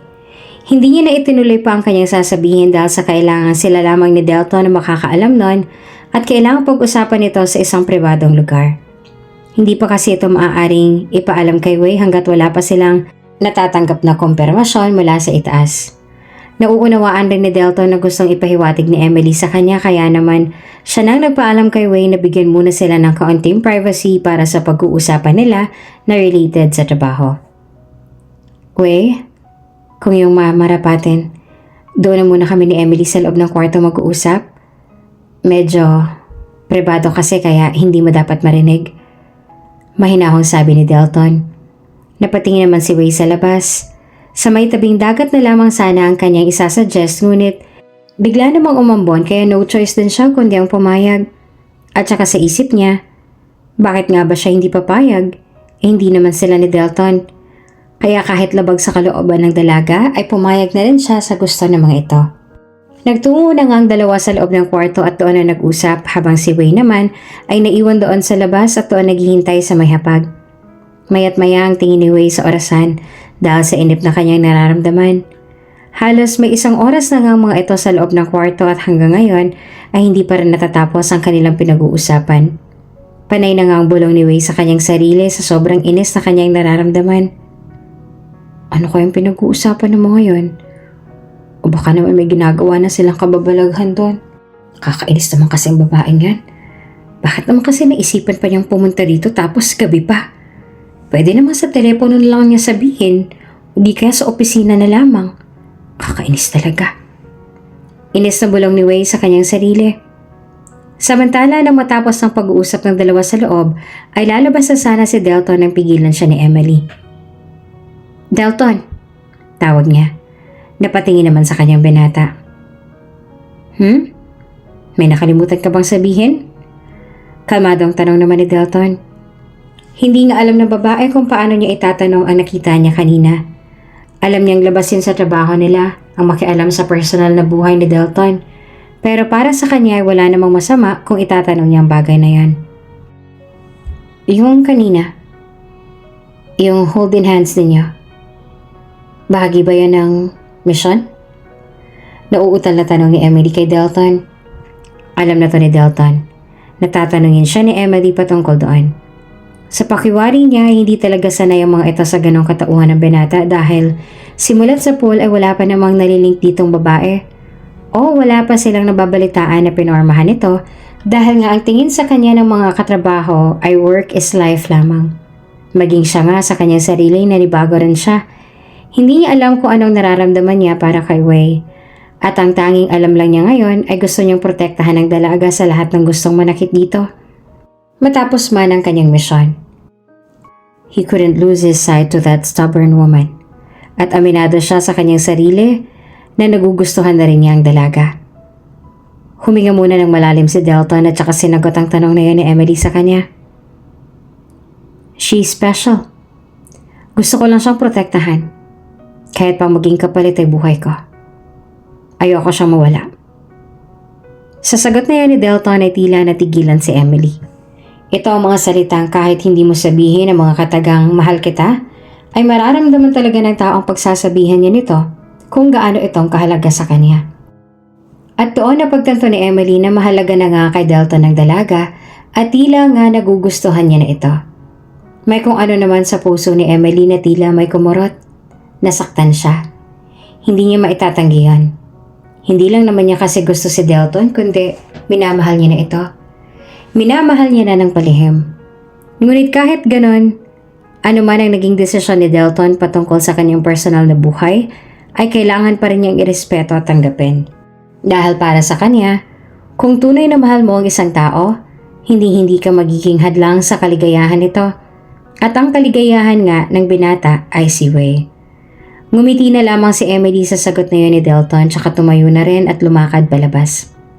Sa kabilang banda, pagkalabas nga nila sa silid na iyon ay bigla na lamang sinunggaban ni Wei ng yakap si Delton na ikinabigla naman ng binata. Bakit ang tagal niyo? Halos lampas 1 oras din yun ah. Naramdaman kong takot nung wala ka sa tabi ko. Mahinang sabi ni Wei kay Delton habang mahigpit na nakayakap dito. Bahagya namang napangiti si Delton sa sinabing yun ni Wei habang si Emily naman ay pinapanood lamang sila kahit pa nasasaktan na siya. Inilagay naman ni Delton ang kanyang kamay sa ulo ni Wei tsaka hinaplos-haplos pa ito. Ano ka ba? Hindi ba sinabi ko naman sa'yo hanggat nandito ako? Walang sino man ang pwedeng manakit sa'yo? Hindi ko hahayaan yon. Sweet na sabi naman sa kanya ni Delton. Unti-unti na ngang kumala sa pagkakayakap si Wei tsaka tumitig na sa binata. Doon na pagtanto ni Delton na lumuluha na pala ito. Umiiyak ka? Huwag ka na umiyak. I'm here at hindi kita iiwan. Sabi pa ni Delton. Hindi talaga sanay si Emily na makita ang binata sa ganoong tagpo na animoy nakikipag-usap sa isang bata sa malambing na tono. Kaya talagang nasabi niya sa kanyang sarili na baka nga in love ito kay Wei. Baka nga mahal niya talaga ang dalaga. Tikim pa ni Emily kaya napatingin na rin sa kanyang dalawa. Mauuna na ako, Delton. Miss Chan, may mga kailangan pa pala akong tapusin pagbalik ko sa syudad. Wika naman ni Emily. Sige, ihahatid na kita sa labas. Sabi naman ni Delton. Hindi na, kaya ko na. Sige, mauuna na ako. Ngunit ipinilit pa rin ni Delton dahil mas lalong lumakas ang ulan. Gusto na rin kasing umalis ni Emily dahil akala niya ay kaya niya yung sakit na makita ng taong mahal mo na may minamahal na palang iba. Akala niya madali niya matatanggap pero hindi pala. Malakas na rin ang ulan at ganitong oras, siglang mababangis na hayop dyan. Under ko kayo kaya responsibilidad ko rin ang kaligtasan ninyo. Sabi pa ni Delton. Hindi na rin umalma pa si Emily at hinayaan na lamang si Delton na maihatid siya hanggang sa labasan. Gustuhin man ni Delton na isama pa si Wei, ngunit dahil sa lakas ng ulan, ay minarapat na lang niya na iwan muna muli doon si Wei at pumayag naman ang babae. Habang naglalakad sila sa ulanan ay biglang huminto si Emily. Delton. Bigkas niya sa pangalan ng binata. Kaagad namang lumingon sa kanya si Delton. Sa paglingon niyang yon ay wala nang alinlangan pang hinalikan siya ng babae sa kanyang mga labi. Nanlaki ang mga mata ni Delton at hindi makapaniwala sa ginawang yun ni Emily. Magkadikit pa rin ang kanilang mga labi nang tinig naman ni Wei ang kanyang narinig sa pagtawag ng kanyang pangalan. Delton? Anas ang dalaga. Nakita niya sa akto ang dalawa. Mabilis namang kumala si Delton at saka naglakad kaagad patungo kay Wei. Oh Wei! Maling iniisip mo! Bigla... At anong dapat kong isiping tama? Manluloko ka. Pigiluhang sabi ni Wei. Kumari pa siya ng takbo palayo sa mga ito, papalabas ang baryang yon. Hindi niya naalintana pang lakas ang ulan at dilim ng paligid. Dala ng mabigat na emosyon at paniniwalang niloloko lamang siya ni Delton at nauwi ito sa padalos-dalos na desisyon na umalis. Ilang hakbang na nakakalayo si Wei nang sinundan na siya ni Delton. Wei, bumalik ka! Pag-usapan natin to! Habol-habol ni Delton si Wei. Nang makalabas na sa may kalsada ang dalaga ay saktong may humintong itim na van sa kanyang harapan. Napaharang pa nga ang kanyang kamay sa kanyang mata dahil sa nasisilaw siya sa ilaw ng sasakyan na yon. Maya-maya pa may 3 lalaki nang bumaba doon at walang ano-ano ay sinunggapan sila ni Wei at tinakluban ng panyo sa bibig na dahilang mawalan siya ng malay. Nang maabutan yun ni Delton ay naisakay ng dalaga sa itim na van. Hindi pa man nakakalayo ang sasakyan na yon ay mabilis na siyang nasundan ni Delton at sumakay na rin si Emily sa kanyang sasakyan. Sigurado si Delton na yun ang mga taong gustong pumatay kay Chan. Tila bumalik nga ngayon ang dating katauhan ni Delton kapag nakikipagbakbakan sa mga malalaking sindikato. Ang tanging isip lang niya ngayon ay na kay Wei. Siguradong hindi niya mapapatawad ang kanyang sarili kapag may nangyaring masama sa dalaga. Halos sabayan na rin ni Emily ang bilis ng pagmamanehong yon ni Delton. Na-guilty siya dahil kung hindi sana niya ginawa yon, ay hindi mag-iisip ng kung ano si Wei. Kaya gagawa pa siya ng lahat. Matulungan lamang niya si Delton na mailigtas ang dalaga. Delton, humingi na ako ng backup sa station. Naipasa ko na sa kanilang plate number at nakapwesto na rin sila. Sigaw ni Emily kay Delton nang mapantayan niya na ang sasakyan nito. Tumango na lamang sa kanya si Delton at saka mas pinahirurot ang sasakyan para hindi mawala sa kanyang paningin ang kanyang sinusundan. Maya-maya pa ay bigla na lamang may dumungaw na lalaki doon sa loob ng van at saka niratnat sila ng barel. Delton! Sigaw ni Emily. Bumunot na rin ito ng barel at saka ipinutok na rin sa lalaking yon. Mabuti naman at mabilis na nakailag si Delton at Emily kaya wala namang natamaan sa kanila. Ang naging estratehiya nila ay hinayaan ni Delton na si Emily yung makipagpalitan ng putok ng barel habang siya naman ang humahabol sa van na iyon. Hindi rin nagtagal ay nagkamalay na rin si Wei at doon ay nakita niya ang isang matandang lalaki nakaupo sa driver's seat. Si Don Facundo, isa sa mga biggest investors ng kanilang kumpanya. Nang mangyaring pagsabog ng bomba noon ay nandoon din ang matanda at siyang huling kausap ng kanyang ama bago niya tunguhin ang mga yon bago niya sabihin ang tungkol sa bomba. Tamang hinala nila na dahil ito sa inggit. Narinig niya mga sinasabi nito sa loob na nararapat lang pabagsakin ang kanilang kumpanya dahil sa sobrang yabang daw ng kanyang ama. Maaaring nararamdaman niyo ni Don Facundo dahil sa inggit. Rinig naman niya sa labas ang putukan ng barel. Lalo siyang kinabahan nang marinig niya ang malakas na boses ni Delton na tinatawag ang kanyang pangalan. Sa sandaling yon, mas nilawakan niya ang kanyang pag-iisip. Kung sisigaw siya at mag-hysterical, baka lalong mapahamak ang mga nagliligtas sa kanya kaya napagpasyahan niyang manatili na lamang kunwari ay wala pang malay. Inaamin niya na noon ay wala pa talaga siyang tiwala dito kay Delton pero ngayon, buong puso niyang ipinagkakatiwala ang kanyang buhay sa binata at ang kanilang buong kaligtasan. Nagtagal din ang palitan ng putok ng baril na yon ng ilang minuto nang dumating ng ilang responsable ng mga agents sa kasamahan nila. Hinarang nilang itim na van na yon at ang ibang agents ay umikot sa kabila upang sanggahan si Delton at Emily habang ang iba naman ay naroon sa unahan at lahat ng baril ay nakatutok sa mga masasamang loob na yon. Mailan na ring may tama ng baril sa mga tauhan ni Don Facundo at dalawa na lamang silang natira doon. Kinuha naman ni Facundo si Wei at saka bumaba ng van. Nakatutok ang kanyang baril sa sentido ng dalaga kaya naman mas kailangan nilang mag-ingat ngayon dahil anumang oras ay pwedeng iputok yon ni Facundo kay Wei. Naroon din sila Mr. and Mrs. Chan at doon nila tuluyang nakilala kung sino nga ang nasa likod ng mga naging pagbabanta sa buhay ng pamilya nila. Walang yaka, Facundo. Anong masamang ipinakita ko sa'yo para gawin mo sa amin to? Sisiguraduhin kong pagbabayaran mong kasamaan mong to. Galit na sabi ni Mr. Chan kay Facundo. Tinawanan lamang siya ng matanda na tila nang aasar pa. Ikaw at ang buo mong pamilyang pinakawalang kwentang mga taong nakilala ko. Ako dapat ang nasa posisyon mo.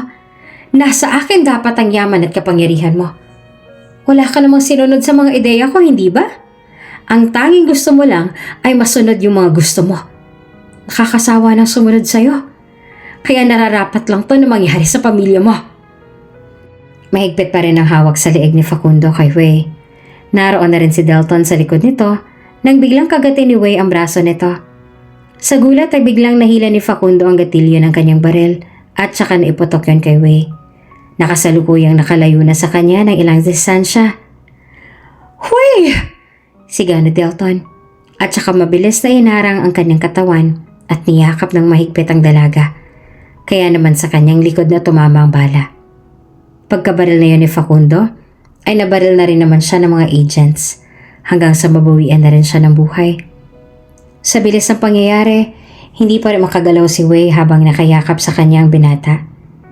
Tila nawala ng kanyang ulirat sa buong niyang sistema. Gulat pa rin siya sa nangyayari hanggang sa nagsalita na si Delton. "Ligtas ka na," sabi niya sabay pikit ng kanyang mga mata. Doon ay tuluyan ang bumagsak ang mga luha ni Wei. "Delton?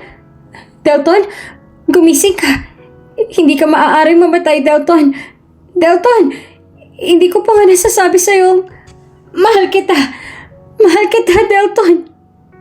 Nilapitan na rin sila ng kanilang mga kasamahan. "Miss Wei, ipaubaya niyo na muna sa amin si Delton." Binuhat na nila ang binata at mabilis na dinala sa ospital. Hanggang sa madala na sa recovery room ay hindi pa rin siya iniwan ni Wei. Namagit ng doktor kanina na under coma pa si Delton, kaya naman asahan na hindi pa ito magkakamalay ngayon. "Delton, I'm sorry. I'm sorry kung hindi ako umalis ng gabing yan. Sana wala ka dito sa ospital. Sana hindi ka napahamak ng dahil sa akin. Patawarin mo ako. Napakatanga ko naman kasi. Napakatigas ng ulo ko. Delton, please, gumising ka na. Gusto ko nang sabihin sa'yo na mahal kita. Gusto ko ikaw lang ang magpoprotekta sa akin. Gusto ko na ikaw lang ang kasama ko. Hindi ko kaya kung mawawala ka. Wala ring silbing pagkakaligtas ko kung lalagay naman kita sa kapahamakan. Mahal na mahal kita, Delton. Please, gumising ka na." Habang umiiyak ang babae ay napatungay naman siya nang marinig niyang may humahagikik sa tawa. Ang totoo, hindi naman fatal ang tama ni Delton sa kanyang likod. Palabas din niya na koma ang binanggit ng doktor. Ito lamang kasi ang gusto niyang marinig, na maging mahalaga din siya sa buhay ng dalaga. "Delton? May malay ka na." Sabay yakap niya ng mahigpit sa binata. "Huwag mo na ulit gagawin yun. Huwag mong papasakitan ng sarili mo para lamang sa buhay ko. Nakakainis ka eh. Lagi mo na lang ako iniinis." Humahagulhol sa iyak na sabi ni Wei.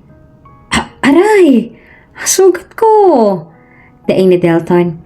Mabilis namang kumala sa pagkakayakap ang dalaga. "Oh, sorry," sabi niya. "Kamusta ng pakiramdam mo?" Dagdag pang tanong ni Wei. "Masakit pa rin yung sugat pero ang mahalaga sa akin ngayon ay ligtas ka na," sagot pa ni Delton. "Ngayon na, tapos na ang mission mo. Aalis ka na rin ba?" Bigla namang nalungkot ang mukha ni Wei. Ngayong tapos na nga ang mission sa kanila ni na Delton ay babalik na ito sa kampo, malayo sa kanila. "Oo, aalis na ako. Pero hindi ibig sabihin na nalalayuan na rin kita. Magpapakasal pa tayo at magiging asawa na kita kaya mukhang hanggang dulo na talaga tayo magkasama," sagot pa ni Delton. Muli ay nangilid ang mga luha ng dalaga. Ito rin naman ang gusto niyang mangyari, ang makasal sila sa isa't isa. Ayaw na rin niyang mawala pa sa kanyang landas ang lalaki kaya kapag niyayaya siya nito ngayong pakasal ay tatanggapin niya na. "Mahal kita, Wei. At yung halik na nakita mo, si Emily lang ang may gusto nun. Maging ako ay nagulat sa ginawa niya. Noon pa man, simula nang pumasok siya sa kampo, kapatid na talaga ang turing ko sa kanya. Bunsong kapatid.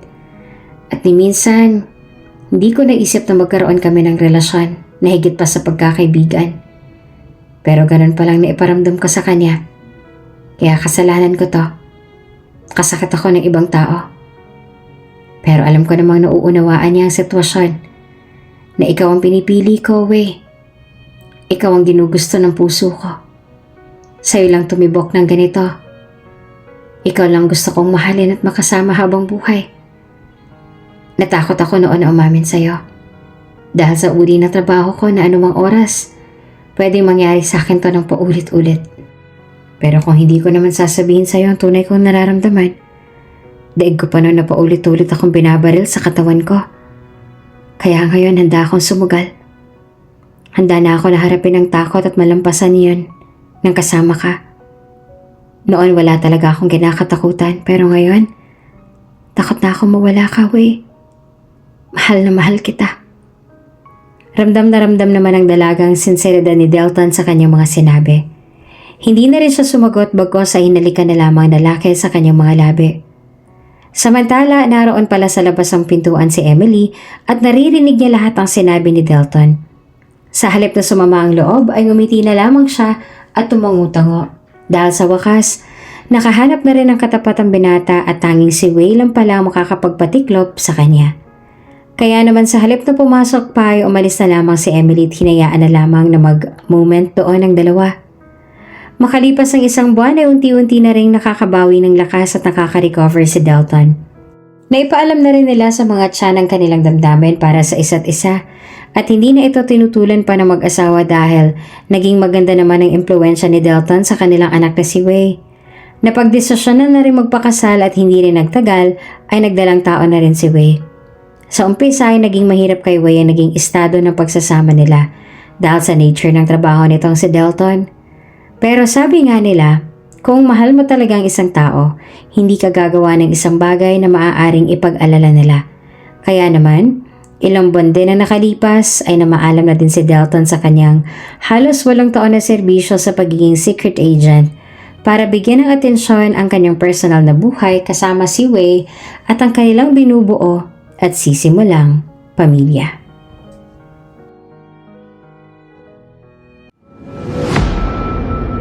Kung bago ka pa lang sa channel na ito, Ate Jane TV, huwag kalimutang pindutin ang notification bell and subscribe button. Sana po hindi naman malaking abala sa inyo ang pagpindot ng subscribe button dahil ang kapalit po nito ay ang pagsuporta para makapag-produce ng mga libreng stories sa mga channels ni Ate Jane. Maraming salamat!